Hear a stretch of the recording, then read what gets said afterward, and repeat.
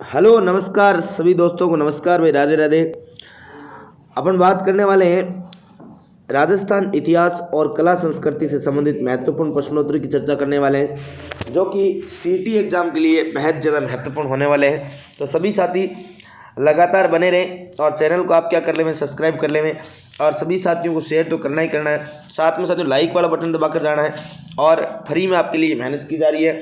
इसकी जो पीडीएफ है वो आपको टेलीग्राम चैनल पर मिल जाएगी। लिंक जो है आपको डिस्क्रिप्शन में आपको दे दिया जाएगा, तो वहाँ से आप टेलीग्राम चैनल से इस पूरे के पूरे प्रश्नोत्तरी की जो है आप पीडीएफ भी डाउनलोड कर पाएंगे। चलो चलते हैं अपने पहले प्रश्न की ओर। पहला प्रश्न कह रहा है ताम्र संचय संस्कृति से किस प्राचीन सभ्यता को जाना जाता है, यानी किस सभ्यता को ताम्र संचय संस्कृति के नाम से जाना जाता है। तो साथियों यहाँ पर पहले ही प्रश्न में आपको सीधा सा पता है कि गणेश्वर सभ्यता होगा। क्यों साथियों, गणेश्वर पड़ता है सीकर में, गणेश्वर पड़ता है सीकर में। और यहाँ से साथियों लगभग जो 90% उपकरण प्राप्त हुए वह आपके किसके प्राप्त हुए, वह साथियों तांबा के प्राप्त हुए। किसके, तांबा के। इसलिए से ताम्र सभ्यताओं की जननी के नाम से भी जाना जाता है। यहाँ से साथियों आपके फारसे, कुल्हाड़ी और साथियों यहाँ से आपके तीर जो होते बाण के अग्र भाग यहाँ से प्राप्त हुए, बाणागर प्राप्त हुए। यहाँ से मछली पकड़ने के कांटे भी यहाँ से प्राप्त हुए। तो ये कुछ महत्वपूर्ण जो साथियों यहाँ से अवशेष जो यहाँ से प्राप्त हुए, इसलिए इसे आपकी क्या कहा जाता है, ताम्र संचय संस्कृति का क्या कहा जाता है साथियों, प्राचीन सभ्यता के नाम से जाना जाता है। ये रहा साथियों नेक्स्ट प्रश्न आपके बीच में हाजिर। क्या कह रहे हैं नेक्स्ट प्रश्न कि आहड़ वासियों के आभूषण अधिकांश से निर्मित थे। आहड़ सभ्यता के जो लोग थे उनके जो आभूषण है वह विशेष रूप से किससे निर्मित थे, क्या सोने और चांदी से थे। साथियों अगर ज़माना वर्तमान का होता तो मैं कह सकता था कि आभूषण किसके बने होते, कि सोने और चांदी के हो सकते थे। लेकिन साथियों अपन सभ्यता कालीन जमाने की चर्चा कर रहे हैं और क्या साथियों पत्थर के थे क्या। अगर साथियों अगर ये पाषाण कालीन चर्चा होती तो मैं यहाँ पर कह सकता था कि अगर पाषाण कालीन चर्चा होती तो मैं कह देता कि आभूषण किसके बने हुए थे, पत्थरों के बने हुए थे। लेकिन यहाँ पर ऐसी भी बात नहीं है। तीसरा ऑप्शन साथियों यहाँ देखो जानवरों की हड्डियों से। अगर यहाँ पर साथियों आदि मानव काल की कोई चर्चा होती तो आदि मानव काल की चर्चा होती तो भी मैं यहाँ पर यह कह सकता था कि आभूषण जानवरों की हड्डियों से बने हुए थे। लेकिन साथियों यहाँ पर जो है ये सभ्यता काल की चर्चा हो रही है, अर्थात साथियों पक्की हुई मिट्टी के मणकों से यहाँ पर क्या बने हुए थे, आभूषण बने हुए थे। और पक्की हुई मिट्टी के मणकों की बात करें साथियों तो आपने एक नाम सुना होगा साथियों लोथल, और एक नाम जरूर सुना होगा आपने चनहुदड़ो। तो लोथल और चनहुदड़ो की बात करें साथियों यहाँ पर मन के बनाने के क्या प्राप्त हुए, यहाँ से मन के बनाने के कारखाने साथियों जो है प्राप्त हुए थे। इस प्रकार साथियों यहाँ पर जो ऑप्शन डी है आपका क्या हो जाएगा, सही और सटीक आंसर। ये रहा साथियों नेक्स्ट तीसरा प्रश्न आपके बीच में हाजिर। क्या कह रहे हैं साथियों तीसरा प्रश्न बहुत ही प्यारा प्रश्न है आपके बीच में हाजिर कि हड़प्पा कालीन स्थल कालीबंगा से संबंधित निम्न में से कौन सा कथन असत्य है। साथियों हड़प्पा कालीन स्थल कालीबंगा के संबंध में कौन सा कथन असत्य है, यह आपसे पूछा जा रहा है। साथियों यह जो भी प्रश्न आप पढ़ रहे हो बेहद ज्यादा इंपॉर्टेंट होने वाले हैं साथियों। सीटी परीक्षा में डायरेक्ट रूप से सीधे छपने वाले जो प्रश्न है वह प्रश्न आपके बीच में लेकर आया हूं, तो एक बार वीडियो को आप जरूर देखें लेवे। आ जाओ। पहला ऑप्शन कह रहा है साथियों कालीबंगा में सर्वप्रथम खुदाई का कार्य 1952 ईस्वी में हुआ। बिल्कुल साथियों अमलानंद घोष जो है, एक घोष की बात करें, अमलानंद घोष ने यहाँ पर क्या किया साथियों, खोज का कार्य किया था और खोज के कार्य के साथ यहाँ पर क्या किया था, उत्खनन का कार्य भी किया। अर्थात ये कथन साथियों सत्य है ना। कालीबंगा की खुदाई का कार्य 5 स्तरों में किया गया साथियों, यह कथन भी सत्य है क्योंकि कालीबंगा का 5 स्तरों में खुदाई। साथियों यहाँ से महत्वपूर्ण रूप से साक्ष्यों की बात करें तो प्रमुख साक्ष्य कौन कौन से प्राप्त हुए, तो आप जानते हो साथियों यहाँ से भूकंप के साक्ष्य प्राप्त हुए, जुते हुए खेतों के साक्ष्य प्राप्त हुए, एक खोपड़ी जिसमें 6 छिद्र प्राप्त हुए, अर्थात साथियों यहाँ से शल्य चिकित्सा के प्रमाण प्राप्त हुए। यहाँ से साथियों दोहरी कृषि के प्रमाण जो है प्राप्त हुए थे। और तो और साथियों समकोण प्रकार हुई सड़कों के अर्थात ग्रिड पद्धति के जो साक्ष्य है वह भी कहाँ से प्राप्त हुए थे, वह भी कालीबंगा से प्राप्त हुए थे। और साथियों 5 स्तरों में खुदाई का कार्य हुआ है, यह आपको निश्चित रूप से ध्यान रखना है। साथ ही साथ साथियों यहाँ पर जो है बड़ी महत्वपूर्ण बात क्या याद रखनी है आपको कि यहाँ पर जो है साथियों क्या यहाँ से लकड़ी की नालियों की क्या प्राप्त हुए, अवशेष प्राप्त हुए। अर्थात साथियों यहाँ पर देखो ऑप्शन सी जो मैंने आपको बता दिया है कि एक अस्थि पिंजर के अवशेषों से एक खोपड़ी में 6 छिद्र थे जिनमें कपाल छेदन की क्रिया का प्रमाण मिला है, ये तो मिला ही मिला है। अब कालीबंगा को यहाँ का स्थानीय निवासी धूलकोट के नाम से पुकारते हैं, ये बात गलत होगी सर। धूलकोट की जब भी बात आएगी तो धूलकोट साथियों आहड़ सभ्यता की ओर चला जाएगा, यह आहड़ सभ्यता का फैक्ट हो जाएगा। अर्थात साथियों यहाँ पर जो है ऑप्शन डी जो है आपका क्या होने वाला है, सही और सटीक उत्तर होने वाला है। ये रहा साथियों नेक्स्ट प्रश्न आपके बीच में हाजिर। हाँ, नेक्स्ट प्रश्न क्या कह रहा है, मेवाड़ के किस शासक को अभिनव भट्टाचार्य कहा जाता है? क्या मोकल को कहा जाता है, लाखा को कहा जाता है, छत्र सिंह को कहा जाता है, कुंभा को कहा जाता है? साथियों लाखा के काल में पिछोला झील का निर्माण हुआ। किसका निर्माण हुआ साथियों? पिछोला झील का निर्माण हुआ। इन्हीं के काल में साथियों जावर में चांदी की खान निकली थी। जावर में क्या निकली साथियों? चांदी की आपके जो है खान निकली थी। साथियों नेक्स्ट यहाँ पर देखो एक ऑप्शन में मोकल नाम दिख रखा है। इन्होंने साथियों त्रिभुवन नारायण मंदिर का नाम मोकल मंदिर रख दिया था। और तो साथियों एकलिंग नाथ जी मंदिर है उसके परकोटे का निर्माण भी किसने करवाया था? मोकल ने करवाया था। साथियों यहाँ पर जो ऑप्शन जो आपका उत्तर होने वाला है कि अभिनव भट्टाचार्य, तो साथियों ये कुंभा को कहा जाता है। और कुंभा के पास साथियों टोटल 108 उपाधियां थी। कितनी थी? 108, जिसमें आपके रणरासो आपने नाम सुना होगा कई बार है। अरे कुंभा की 108 उपाधियां तो आपने है, हाल गुरु, छाप गुरु, दान गुरु, काव्य गुरु, शिल्प गुरु, कई प्रकार के आपने उपाधियों के नाम सुने होंगे। परमेश्वर, भट्टाचार्य, ये जो उपाधियां साथियों कुंभा के पास थी। और कुंभा के बारे में साथियों कवि राजा श्यामलदास एक बात कहता है, क्या कहता है कि मेवाड़ के 84 दुर्गों में से 32 दुर्गों का अकेला निर्माता कौन है साथियों? वह कुंभा भाई साहब है। ये रहा साथियों नेक्स्ट प्रश्न आपके बीच में हाजिर कि सारंगपुर का युद्ध जो है वो कब लड़ा गया था?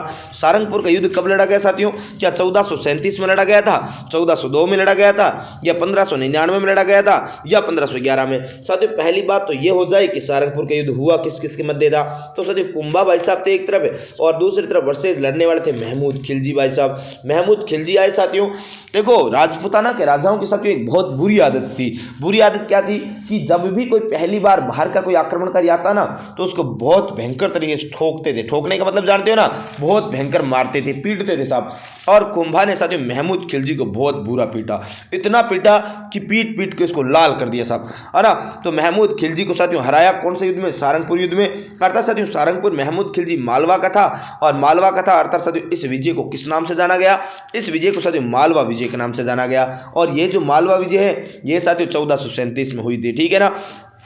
बिल्कुल साथियों इसी विजय के उपलक्ष्य में आपके किसका निर्माण करवाया था साथियों? विजय स्तंभ का निर्माण करवाया था। और विजय स्तंभ का निर्माण जो है साथियों 1440 से लेके 48 ईस्वी के मध्य में हुआ था। ये भी कौन से भाई साहब करवाते हैं? तो ये भी कुंभा भाई साहब इसका निर्माण कार्य करवाते हैं। साथियों ये रहा नेक्स्ट प्रश्न आपके बीच में हाजिर। क्या गजब का प्यारा प्रश्न है साथियों, बहुत प्यारा प्रश्न आया है कि महाराणा कुंभा द्वारा बनाया गया विजय स्तंभ जिसे कीर्ति स्तंभ भी कहा जाता है कितनी मंजिलों का है? साथियों वैसे कीर्ति स्तंभ साथियों एक अलग मंजिल भी है। क्या है? एक अलग इमारत है साथियों। कीर्ति स्तंभ एक अलग इमारत हो गई, लेकिन साथियों यहाँ मोटा मोटी बात कर रही है विजय स्तंभ की। विजय स्तंभ का निर्माण मैंने अभी अभी आपको बताया कि 1440 से लेकर 48 के मध्य हुआ और इसका निर्माण भाई साहब कुंभा ने करवाया।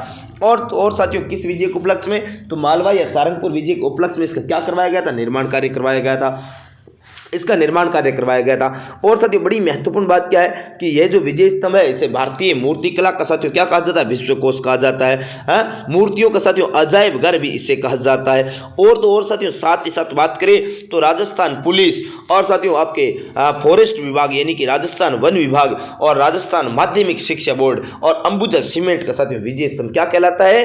ये प्रतीक चिन्ह कहलाता है। और है कहां पर गुरुजी? तो है तो चित्तौड़गढ़ में। साथियों गढ़ तो चित्तौड़गढ़ है, बाकी सब गड़ैया, जानते होंगे आप अच्छे से। तो साथियों मंजिल पूछा है, कितना मंजिला है? तो साथियों 9 मंजिला है। और इसकी 9वीं मंजिल पर साथियों क्या लगी हुई है? तो यहाँ पर कीर्ति स्तंभ प्रशस्ति लगी हुई है। क्या लगी हुई साथियों? कीर्ति स्तंभ प्रशस्ति आपकी लगी हुई है। ये लो साथियों नेक्स्ट प्रश्न आपके बीच में हाजिर कि चित्तौड़ किले से प्राप्त कीर्ति स्तंभ प्रशस्ति के रचयिता कौन थे? साथियों कीर्ति स्तंभ प्रशस्ति के रचयिता आपको बताना है। हाँ बिल्कुल, एक बात ध्यान रखना साथियों, इसका पूर्ण रूप से अंतिम कार्य किसने किया था? तो साथियों इसे पूरा करने वाले थे महेश भट्ट। महेश भट्ट ने कीर्ति स्तंभ प्रशस्ति को साथियों क्या किया था? पूरा किया था। और मैंने अभी अभी आपको बताया विजय स्तंभ की 9वीं मंजिल पर कौन सी प्रशस्ति लगी हुई है? तो कीर्ति स्तंभ प्रशस्ति लगी हुई है। और साथियों कीर्ति स्तंभ प्रशस्ति की बात करें तो ये 9वीं मंजिल पर है। और साथियों 9वीं मंजिल जो है ना, इस 9वीं मंजिल का जीर्णोद्वार साथियों पूछा था, जीर्णोद्वार किसने करवाया था? तो ये जीर्णोद्वार स्वरूप सिंह ने करवाया था। महाराणा स्वरूप सिंह साथियों 9वीं मंजिल का क्या करवाता है? जीर्णोद्वार करवाता है। तो लेखक आप अच्छे से जानते होंगे साथियों अत्रि भट्ट। अत्रि भट्ट का ही बेटा था साथियों महेश भट्ट, और महेश भट्ट ने साथियों जीर्णोद्वार का कार्य करवाया था। यानी कि महेश भट्ट ने साथियों क्या किया था? इस कीर्ति स्तंभ प्रशस्ति को पूरा किया था। तो ऑप्शन डी साथियों यहाँ पर एकदम सही और सटीक आंसर हो जाएगा। ये रहा साथियों नेक्स्ट प्रश्न, कटारगढ़ नामक स्थापत्य निम्नलिखित में से किस दुर्ग का भाग है? कटारगढ़ साथियों, कटारगढ़ के बारे में आपने जरूर सुना होगा साथियों, जिसे मेवाड़ की आंख कहा जाता है। मेवाड़ की साथियों, मेवाड़ की तीसरी आंख कहा जाता है। अच्छा, मेवाड़ की तीसरी आंख कहा जाता है गुरुजी, ये तो हम अच्छे से जानते हैं। कटारगढ़ क्यों नहीं जानते गुरुजी? बहुत अच्छे से जानते हैं हम तो। कटारगढ़ तो साथियों कुंभलगढ़ में पड़ता है। अच्छा गुरुजी, कुंभलगढ़ में कटारगढ़ पड़ता है, इसे कुंभलगढ़ का लघु दुर्ग भी कहा जाता है। क्या कहा जाता है साथियों? तो इसे कुंभलगढ़ का लघु दुर्ग कहा जाता है। और कटारगढ़ के बारे में साथियों अबुल फजल एक कथन कहता है कि ये तो इतनी बुलंदी पर बना हुआ है कि अगर कोई नीचे से कोई व्यक्ति ऊपर देखे तो सिर की पगड़ी भी नीचे गिर जाए। ऐसा गढ़ तो साथियों कटारगढ़ है। और कटारगढ़ साथियों यहाँ कुंभा भाई साहब स्वयं निवास करते थे, यानी कुंभा का स्वयं का निवास स्थल था साथियों किसका? कटारगढ़। साथियों इसी कुंभलगढ़ में आपके एक जाली रानी का मालिया बना हुआ है, और जाली रानी के मालिया को साथियों अटपट्टा महल भी कहा जाता है। अटपट्टा महल जाली रानी के मालिया को कहा जाता है। कुंभलगढ़ तो आप अच्छे से जानते हो साथियों, राजसमंद में पड़ता है। कहां पर पड़ता है? राजसमंद में पड़ता है। और कुंभलगढ़ के बारे में आप क्यों नहीं जानोगे साथियों? अरे कुंभलगढ़ वह गढ़ साथियों जिसके चारों तरफ क्या बनी हुई है? 36 किलोमीटर लंबी दीवार, 8 मीटर चौड़ी, जिसपे एक साथ 4 घुड़सवार चल सकते हैं। ऐसी भारत की महानतम दीवार साथियों कुंभलगढ़ में बनी हुई है। चलो अगले प्रश्न की ओर चलते हैं साथियों। ये रहा आपका नेक्स्ट प्रश्न साथियों, प्रश्न नंबर 9 आपके बीच में हाजिर। क्या कह रहा है साथियों 9वां प्रश्न कि उदयपुर सरकार द्वारा मेवाड़ प्रजामंडल आंदोलन को कब गैर कानूनी घोषित किया गया था? आप मुझे कमेंट बॉक्स में बताएंगे, कमेंट करके साथियों एक बात बताएंगे कि ये जो मेवाड़ प्रजामंडल है ना, इस मेवाड़ प्रजामंडल का संस्थापक कौन था?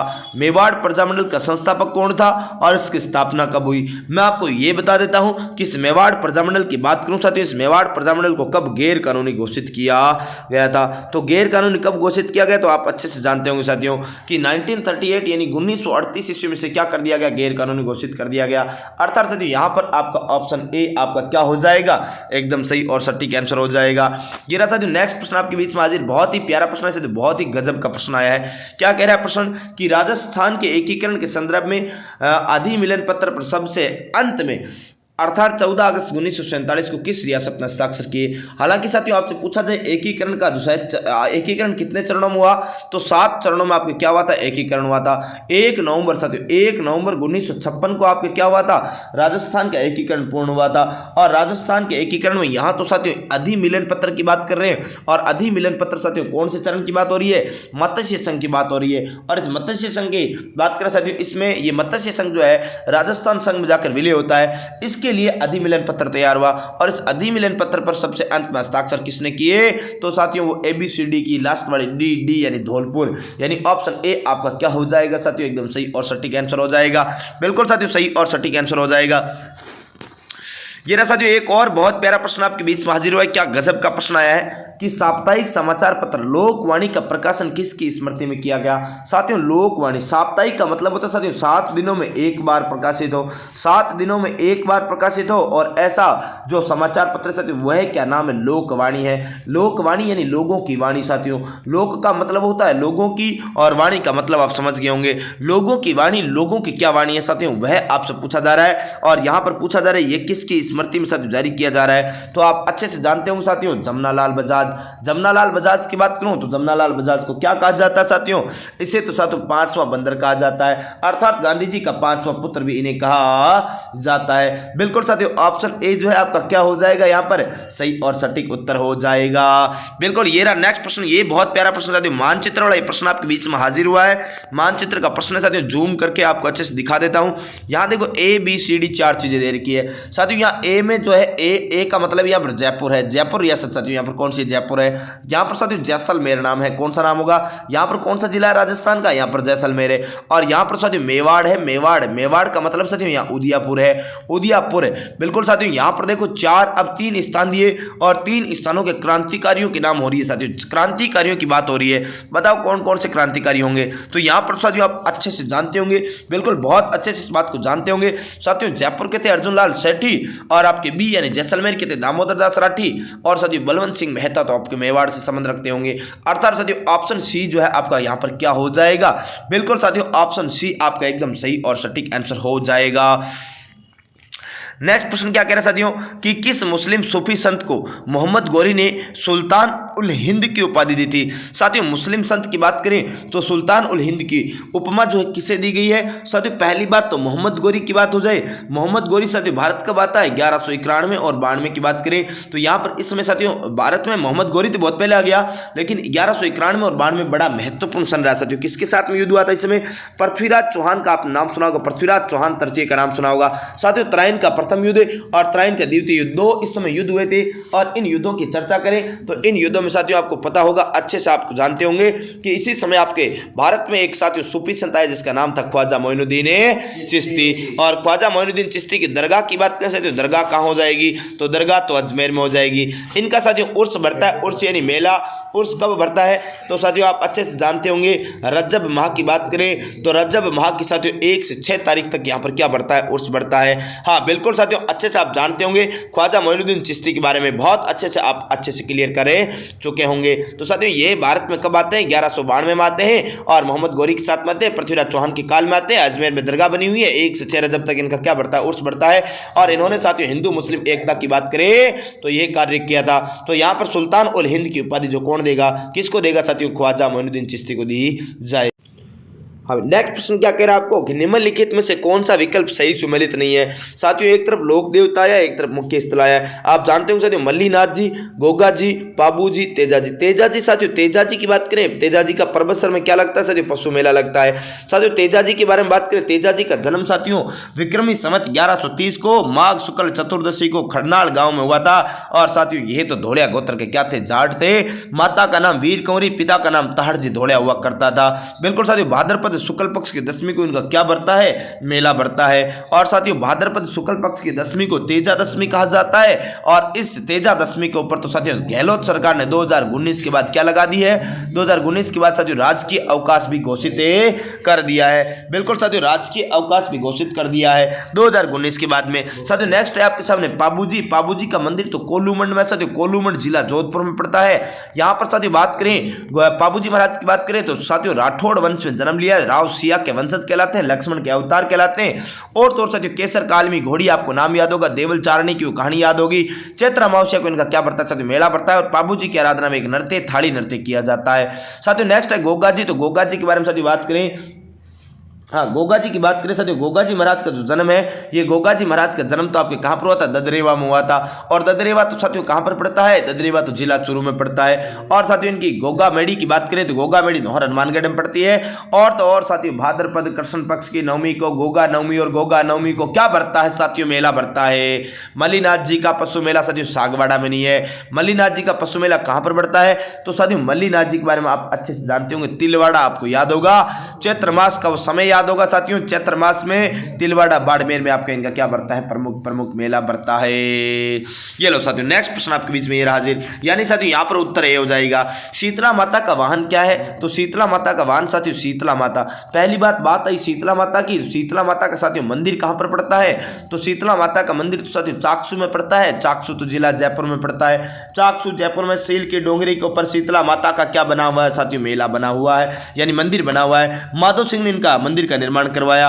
और तो और साथियों यहाँ पर जो मेला है वो शीतला अष्टमी को लगता है। शीतला अष्टमी तो चैत्र कृष्ण अष्टमी को आपकी शीतला अष्टमी आती है।